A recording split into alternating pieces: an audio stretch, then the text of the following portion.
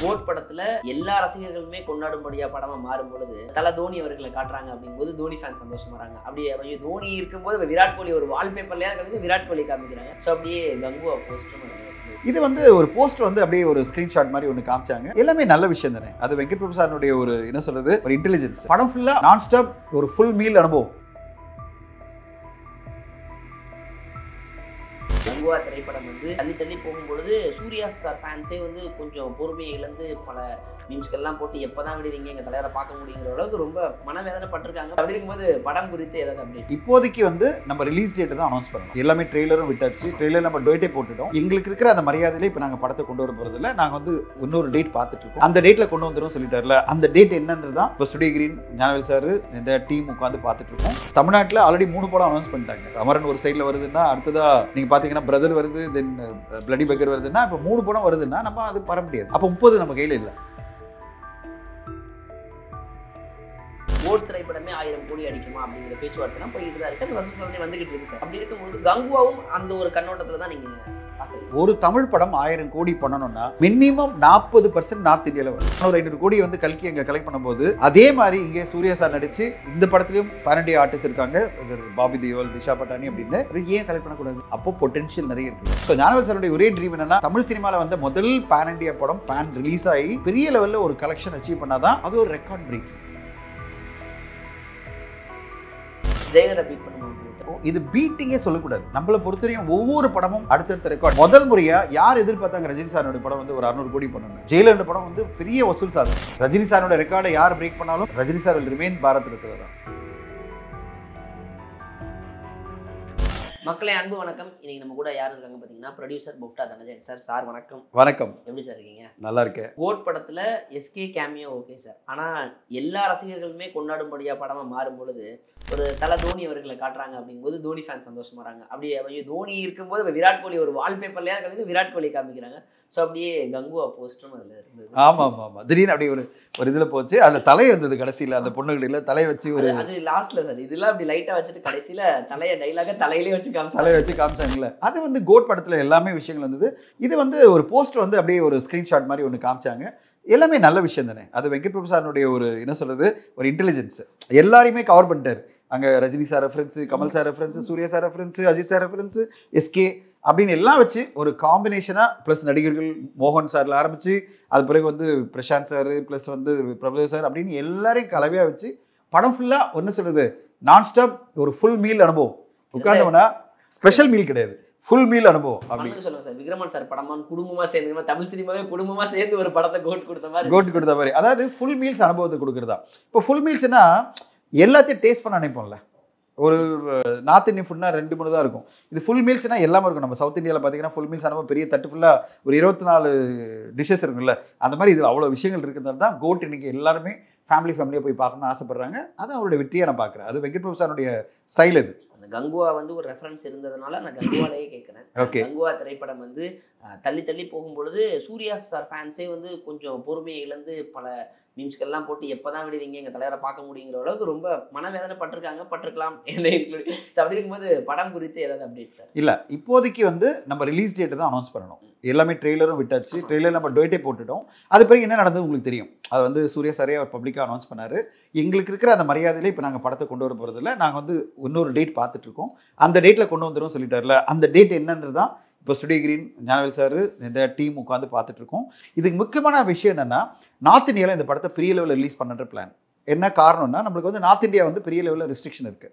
நீங்கள் ஹிந்தி வெர்ஷனை அங்கே தியேட்டரில் மல்டிப்ளெக்ஸில் ரிலீஸ் பண்ணணும் அப்படின்னா ஓடிடியில் 8 வீக்ஸ் கழிச்சு தான் வரணும். நீங்கள் 4 வாரத்தில் வந்து எல்லா வருஷனும் வந்துட்டு வச்சிங்களேன் எல்லா லாங்குவேஜும் அவங்க ஒத்துக்க மாட்டாங்க. இப்போ என்ன ஆயிடுச்சுன்னா எல்லா படங்களுக்கும் அது ஒரு பிரச்சனை போயிட்டு இருக்கு. தமிழ்லேருந்து வந்த படங்களுக்கு எல்லாமே பிரச்சனை. ஆனால் தெலுங்கு படங்கள்லாம் அதை முதல்ல சார்ட் அவுட் பண்ணிட்டாங்க. இப்போ RRR இருந்தாலும் சரி, இப்போ நீங்கள் கல்கி எடுத்துக்காரும் அவங்க சைன் பண்ணும்போது என்ன சொல்லிட்டாங்க 8 வீக்ஸ் அப்படின்ட்டாங்க.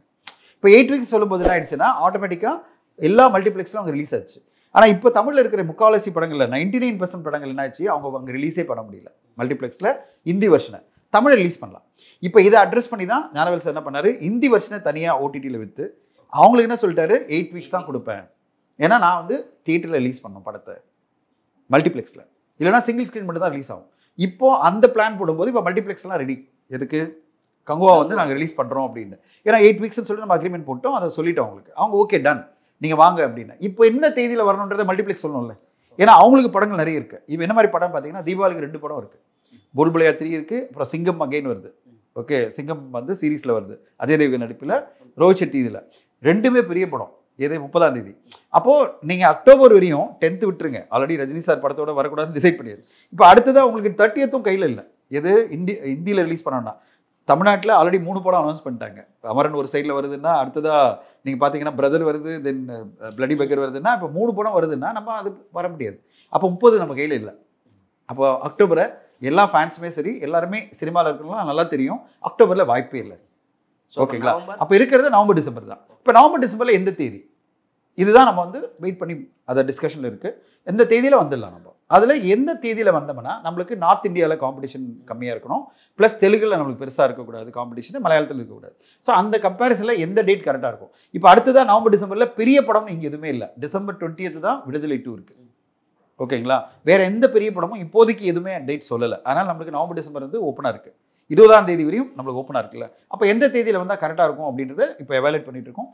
அந்த டெசிஷனை வெகு விரைவில் அனௌன்ஸ் பண்ணிடுவோம். அப்போ கங்குவா வந்து அதான் பல மொழிகளில் மிகப்பெரிய பொருட்சூழலில் வெளியாகுதுங்கும் போதே அந்த எதிர்பார்ப்பு ஒரு பெரிதளவில் கூடி இருந்தது சார். அப்போ நீங்கள் அந்த டேட்டில் கூட கரெக்டாக நீங்கள் அனைத்து மொழிகள்லையும் சரியாக ஒரு தேதியை தான் பார்த்து பெரிய லெவலில் ரிலீஸ் ஆகும். அப்படி இருக்கும் பொழுது இப்போ இந்த 1000 கோடி அப்படிங்கிற ஒரு வார்த்தை வந்து தென்னிந்திய சினிமாவில் தமிழ் சினிமாவுக்கு ஒரு வாய்ப்பு கிடைக்குமான்னு பல படங்களுடைய பேர்கள் அடிபடும். இப்போ நம்ம கோட் திரைப்படமே 1000 கோடி அடிக்குமா அப்படிங்கிற பேச்சுவார்த்தைலாம் போய்கிட்டு தான் இருக்குது. அது வசூல் சாதனை வந்துகிட்டு இருக்கு சார். அப்படி இருக்கும்போது கங்குவாவும் அந்த ஒரு கண்ணோட்டத்தில் தான் நீங்கள் பார்க்குறீங்களா? நார்த் இந்தியா வரலன்னா உங்களால் 1000 கோடி பண்ண முடியாது. நான் பல இன்டர்வியூவில் சொல்லியிருக்கேன், உங்ககிட்டே நான் சொல்லியிருக்கேன். ஒரு தமிழ் படம் 1000 கோடி பண்ணணும்னா மினிமம் 40% நார்த் இந்தியாவில் வரணும். மினிமம் 40%, 50% வாய்ப்பு இருக்குது. இப்போ நார்த் இந்தியா ஆடியன்ஸ் மட்டும் வந்துட்டாங்க வச்சுங்களேன். ஒரு சின்ன உதாரணம் சொல்கிறேன். ஒரு 40-50 கோடியில் எடுக்கப்பட்ட ஸ்ரீ 2 அப்படின்ற படம், ஒரு பேய் படம். ஓகே, அதில் அந்த படம் வந்து பார்த்திங்கன்னா எல்லாமே அப்கமிங் ஆக்டர்ஸ் தான், பெரிய ஆக்டர்ஸ்லாம் நடிக்கல. அந்த படம் 500 கோடியை தாண்டி வசூல் பண்ணியிருக்கு ஹிந்தியில். என்ன காரணம்னா நார்த் இந்தியாவில் அந்தளவு பொட்டென்ஷியல் இருக்குது. ஓகே, நம்ம படத்துக்கும் அந்த பொட்டென்ஷியல் இருக்குது. கங்குவா பொறுத்தவரையும் பெரிய லெவலில் ஹைப் அங்கே இருக்குது. ட்ரெய்லர் விட்ட உடனே எல்லா டிஸ்ட்ரிபியூட்டரும் ரெடி. அங்கே வந்து மினிமம் 3000 ஸ்க்ரீனில் ரிலீஸ் பண்ணலான்ற அளவுக்கு அவங்க ரெடி ஆகிட்டாங்க. எல்லாருமே சொல்கிறது காம்படிஷனில் வந்துடாதீங்க, ரிலீஸ் டேட் வந்து கிளாஷ் பண்ணாதீங்க. நீங்கள் சோலோ வந்தீங்கன்னா எங்களால் அந்த 3000 ஸ்க்ரீனு இல்லை மினிமமாக 2000 ஸ்க்ரீன் அது கொடுக்க முடியும்னு சொல்லும்போது நம்ம அந்த தேதியில் வந்தோம்னா அந்த 400 கோடி 500 கோடி எடுக்க முடியும். ஏன்னா அப்படிப்பட்ட கலெக்ஷனை இன்க்ளூடிங் காந்தாரா படம் எடுத்திருக்கு ஹிந்தியில், RRR எடுத்திருக்கு, KGF 2 எடுத்திருக்கு, எல்லா உதாரணம் சொல்லிட்டே போகலாம். நான் கல்கி எடுத்திருக்கு, 400 கோடி மேலே கல்கி படம் கலெக்ட் பண்ணியிருக்கு. எங்கே? ஹிந்தியில், ஹிந்தி வெர்ஷனில். அப்போது ஒரு பிரபாஸ் நடித்த படம் 400-500 கோடி வந்து கல்கி அங்கே கலெக்ட் பண்ணும்போது, அதே மாதிரி இங்கே சூர்யா சார் நடித்து இந்த படத்துலையும் பேரண்டி ஆர்டிஸ்ட் இருக்காங்க, பாபி தேவல், திஷா பட்டானி அப்படின்னு ஏன் கலெக்ட் பண்ணக்கூடாது? அப்போது பொட்டென்ஷியல் நிறைய இருக்குல்ல. அப்போ அந்த பொட்டென்ஷியலை நம்ம அச்சீவ் பண்ணோன்னா கரெக்டான ஸ்ட்ராட்டஜி, கரெக்டான ரிலீஸ் டேட்டை வைக்கிறோம். அதுக்காக தான் இந்த பிளான்ஸ் போயிடுச்சு. ப்ரீ பிளான் சரியாக இருந்தது அப்படின்னா அந்த 1000 கோடிங்கிற கனவு கங்குவாவுக்கு எட்டுங்கிறது தான் உங்களுடைய முதல் பேன் இண்டியா படமாக நம்ம வரும்போது முதல் பேன் இண்டியா ரிலீஸாக வருது. மிக முக்கியமான விஷயம் பேன் இண்டியா ரிலீஸ். ஏன்னா எல்லாருமே ஆசைப்பட்டாங்க, ஆனால் அதுக்கான ஸ்ட்ராட்டஜி கரெக்டாக ஒர்க் ஆகலை. சும்மா டப்டு வெர்ஷனில் தமிழ் வெர்ஷன்லேயே திரும்ப சிங்கிள் ஸ்க்ரீன் ரிலீஸ் பண்ணுறதெல்லாம் பேன் இண்டியா ரிலீஸ் கிடையாது. பேன் இண்டியா ரிலீஸ்னால் பிரமாதமான ரிலீஸ் இருக்கணும், எல்லா மல்டிப்ளெக்ஸும் போடணும், எல்லா மல்டிப்ளெக்ஸ்க்கும் நம்ம ப்ரொமோட் பண்ணி மக்களை கொண்டு வரணும். ரிலீஸ் பண்ணுறது அது ஈஸி, அது மக்கள்லாம் வரணும்ல. அப்போ வரணும்னா அதுக்கேற்ற மாதிரி நீங்கள் ப்ரொமோஷனும் பண்ணணும். இப்போ இவ்வளோ ஸ்ட்ராட்டஜி ஒர்க் அவுட் பண்ணணும். ஸோ இதெல்லாம் கரெக்டாக பண்ணோம்னா அந்த கோலை நம்மளால் அச்சீவ் பண்ண முடியும். ஸோ ஞானவேல் சாருடைய ஒரே ட்ரீம் என்னென்னா தமிழ் சினிமாவில் வந்து முதல் பேன் இண்டியா படம் பேன் இண்டியா ரிலீஸ் ஆகி பெரிய லெவலில் ஒரு கலெக்ஷன் அச்சீவ் பண்ணால் தான் அது ஒரு ரெக்கார்ட் பிரேக்கிங். அப்போ தான் நம்மளுக்கு வந்து ஹிஸ்ட்ரி கிரியேட் பண்ண முடியும். KGF 2 வந்து யாருக்குமே யஷ் தெரியாது இல்லை, அவர் அங்கே போய் 1000 கோடி பண்ணலையா? ஏன் நம்ம தமிழ் சினிமாவிலேருந்து சூர்யா சார் நடித்த கங்குவா பண்ண முடியாது? பண்ண முடியும். அந்த எய்மில் தான் எல்லாம் ஒர்க் பண்ணிகிட்டு இருக்கோம். அதுக்கான கண்டென்ட் கையில் இருக்குது. ஓகே, அதுக்கான கண்டென்ட் நம்மக்கிட்ட ரெடி ஆகிடுச்சு. 10ஆம் தேதி அக்டோபருக்கே ரெடி. இப்போ நம்ம வந்து போஸ்ட்போன் பண்ணி தான் வரோம். அது கிட்டத்தட்ட அதனால் இன்னும் ஃபைன் டியூன் பண்ணி நிறைய ஃபீட்பேக் ஆடியன்ஸ் கிட்ட வந்துட்டுருக்கு. நிறைய சோஷியல் மீடியாலே பகிர்றாங்க. நிறைய பேர் வந்து சார் இந்த டப்பிங் சரியில்லை, இந்த இது சரியில்லை அப்படின்னு சொல்லும்போது அதெல்லாம் சிவா சார் வந்து ரொம்ப ரொம்ப அற்புதமான ஒரு மனிதர். அவர் வந்து எந்த ஃபீட்பேக் வந்தாலும் உடனே சென்சிட்டிவாக எடுத்துக்கிட்டு அதை கரெக்ட் பண்ணணும், அதை பெட்டராக கொடுக்கணும் அப்படின்னு சொல்லிட்டு அவர் உழைச்சிட்ருக்காரு. ஸோ எல்லாத்தையும் பர்ஃபெக்ட் பண்ணி அந்த ஆடியன்ஸ் திருப்திகரமாக இருக்கிற மாதிரி படங்களை கொடுக்கணும்னு அவர் ட்ரை பண்ணிட்டு இருக்காரு. படங்கள்னா எல்லா லாங்குவேஜிலும் கொடுக்கணும்னு. ஸோ அந்த ஒரு உழைப்பு கண்டிப்பாக எல்லாருக்கும் பிடிக்கும் தான் எதிர்பார்த்துட்டு இருக்கோம். ஆமாம் சார், ஏன்னா கங்குவா ஃபஸ்ட்டு கிளிம்ஸ் வரும்போது சில அந்த கிராஃபிக்ஸில் மீது நிறைய விமர்சனங்கள் வந்தது. ஆனால் ட்ரைலர் வரும்போது அது அப்படியே ஒட்டுமொத்தமாக மாறி இருந்தது. ஏன்னா அவ்வளோ எஃபர்ட் போட்டுருந்துருக்காங்க. ஸோ கண்டிப்பாக படம் நல்லா தான் வந்திருக்கும் சார். இறுதியாக ஒரே ஒரு கேள்வி சார், இந்த சோஷியல் மீடியா நடக்கிற டிபேட்டுகளுக்கு முற்றுப்புள்ளி தர முடியாது. பட் உங்கள் வாயால் இது ஜெயிலரை பீட் பண்ணுமா கோட் அப்படின்னு சொல்லிட்டு ஆரம்பிச்சிட்டேன். இல்லை, இது வந்து இது பீட்டிங்கே சொல்லக்கூடாது. நம்மளை பொறுத்தவரையும் ஒவ்வொரு படமும் அடுத்தடுத்த ரெக்கார்ட். இப்போ நீங்கள் வந்து அப்படின்னு ஆரம்பிச்சா நீங்கள் வந்து சார் கங்குவா வந்து இதை பீட் பண்ணுமான்னு கேட்டால் நெகட்டிவ் பேசுகிற மாதிரி இருக்குது. அப்படி கிடையாது. ஒவ்வொரு படமும் அடுத்தடுத்த கட்டம் இண்டஸ்ட்ரியை கொண்டு போகணும், வளர்ச்சி கொண்டு போகணும். அதுதான் வந்து இண்டஸ்ட்ரியுடைய வளர்ச்சி. ஓகே, இதை பீட் பண்ணதால இந்த படம் அந்த படம் கம்மி கிடையாது. அந்தந்த காலகட்டத்துக்கு அந்தந்த படம். இப்போ முதல் முறையாக யார் எதிர்பார்த்தாங்க ரஜினி சாரோட படம் வந்து ஒரு 600 கோடி பண்ணணும்? யாராவது எதிர்பார்த்தாங்களா? ஜெயிலர் படம் வந்து பெரிய வசூல் சாதனை. அதாவது அது வரையும் எல்லாரும் கொண்டாடினது பார்த்தீங்கன்னா விக்ரம் படம் தான் பெரிய கலெக்ஷன் 400 கோடி. திடீர்னு ஒரு படம் வருது பொன்னியின் செல்வன், அதை தாண்டி ஒரு பெரிய கலெக்ஷன் பண்ணது. எல்லாரும் வாவ், இல்லடா இது பொன்னியின் செல்வன் அதை தாண்டி போயிடுச்சுன்னு. அதை தாண்டி போயிட்டே இருக்கும்போது திடீர்னு பார்த்தா நம்மளுக்கு வந்து இந்த படம் வந்து அதை தாண்டி போகுது. ஓகேங்களா? அடுத்து பார்த்தா ஜெயிலர் வந்து எல்லாத்தையும் தாண்டி 600 crore பண்ணுது. அப்போது எல்லா படமுமே அடுத்தடுத்த கட்டம் ஒரு படத்தை பீட் பண்ணி தான் போகும். இப்போ பீட் அப்படின்றது என்ன அர்த்தம்னா ரெக்கார்டை பிரேக் பண்ணுறது தான். இப்போ கிரிக்கெட்டில் பார்த்தீங்கன்னா எல்லாருமே ஒரு ரெக்கார்டை பிரேக் பண்ணுறாங்களே, அதனால இவர் நெகட்டிவ் அந்த ஒரு கால்குலேஷன். அப்போ சச்சின் டெண்டுல்கர் குறைஞ்சிருவாரா? சச்சின் டெண்டுல்கர் ரெக்கார்டை வந்து தோனி பீட் பண்ணாரோ இல்லை விராட் கோலி பிரேக் பண்ணாலோ அதனால் அவங்க அதை விட பெட்டர் ஆகிடுவாங்களா? சச்சின் டெண்டுல்கர் என்றைக்குமே சச்சின் டெண்டுல்கர் பாரத் ரத்னா தான். ரஜினி சாரோட ரெக்கார்டை யார் பிரேக் பண்ணாலும் Rajini sir will remain Bharat Ratna தான். நம்முடைய எல்லோரும் கொண்டாடுற ஒரு மிகப்பெரிய நடிகராக தான் காலங்காலமாக இருப்பார்.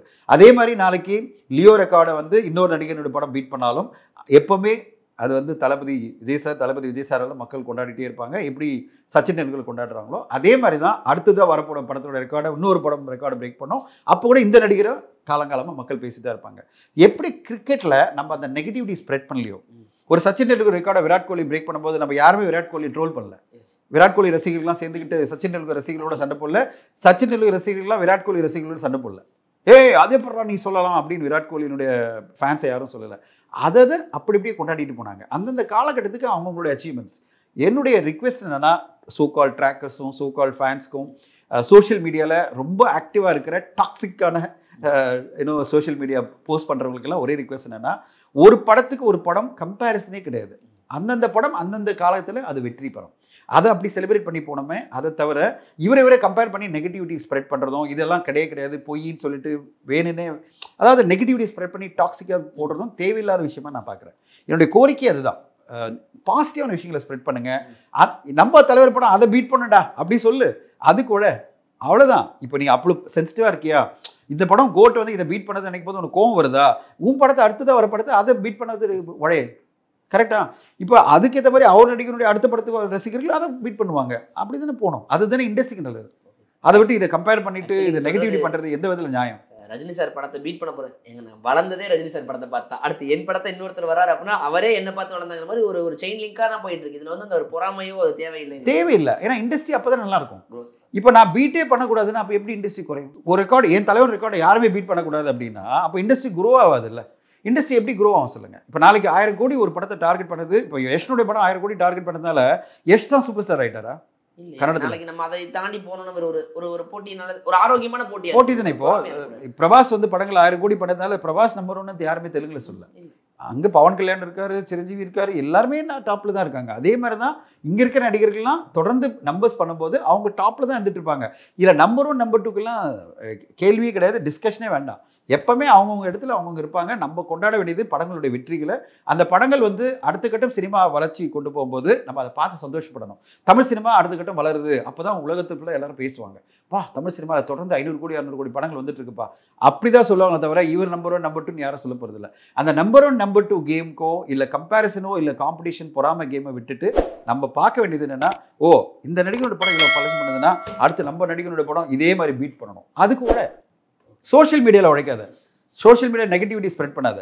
நீ உன் படத்தை எப்படி அந்த படத்தை நம்பர்ஸ் அச்சீவ் பண்ணணும், அது கூட. இப்போ எங்கள் உழைப்பெல்லாம் அப்படி தான் இருக்குது. இப்போ நாங்கள் வந்து கங்குவா படத்தை அந்த லெவலில் கொண்டு போனோம்னா முதல் நாள் வசூல் இவ்வளோ பண்ணி ஆகணும். அப்போ அதுக்கு எப்படியெல்லாம் பண்ணணும், எந்தெந்த ஸ்டேட்டில் எப்படி ரிலீஸ் பண்ணணும், எப்படி ஓப்பனிங் கொண்டு வரணும், இவ்வளோ தான் நம்ம டார்கெட். இது வந்து வேறு டார்கெட்லாம் கிடையாது. ஏன்னா அப்போ தான் நம்மளால் அந்த 1000 crore நோக்கி போக முடியும். முதல் நாள் வசூல் நம்மளுக்கு வந்து 100 கோடி தாங்கன்னா நம்ம எப்படி 1000 கோடி டார்கெட் பண்ண முடியும்? ஸோ அப்போது உழைப்பு வந்து அதை நோக்கி போனோமே தவிர நெகட்டிவிட்டி கிடையாது. ஈஸி வந்து சோஷியல் மீடியாவில் நெகட்டிவிட்டி ஸ்ப்ரெட் பண்ணுறது. ஆனால் வெரி டிஃபிகல்ட்னு தெரியுமா, பாசிட்டிவான விஷயங்களை பார்க்குறது, பாசிட்டிவான விஷயங்களை ஸ்ப்ரெட் பண்ணுறது. என்னுடைய ரிக்வெஸ்ட்டே அதுதான். நீங்கள் வந்து ஒரு வீடியோ பார்க்குறீங்களோ இல்லை சோஷியல் மீடியாவில் ஆக்டிவாக இருக்கீங்களோ ப்ராப்பராக பாசிட்டிவான விஷயங்களை ஸ்ப்ரெட் பண்ணுங்கள். பாசிட்டிவான நோக்கத்தில் பாருங்கள், எல்லாமே நல்லாயிருக்கும். ஜெயிலர் விசஸ் கோட் யார் நம்பர் 1 யாராவது கேள்வி கேட்டாங்கன்னா இதற்கான பதில் இந்த பதில் வந்து அவங்களுக்கு ஒரு புரியும்படியாக இருக்கும் நம்புறேன் சார். அதனால தான் இந்த கேள்வி நான் உங்கள்கிட்ட கேட்டேன். ஸோ நேரம் கொடுத்ததுக்கு பதில் கொடுத்ததுக்கு நன்றி சார். தேங்க்யூ.